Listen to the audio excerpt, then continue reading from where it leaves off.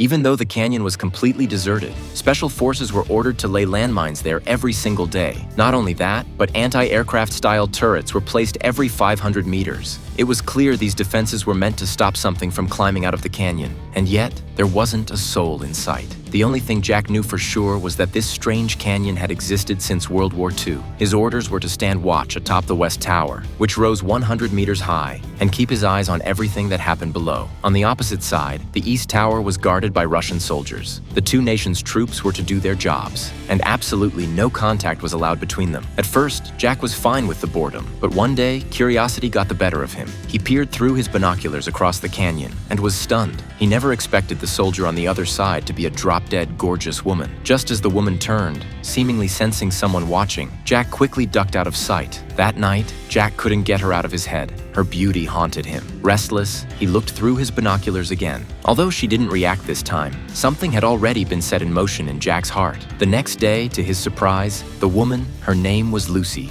tried to catch his attention. From that distance, the only way to communicate was to write messages on a notebook.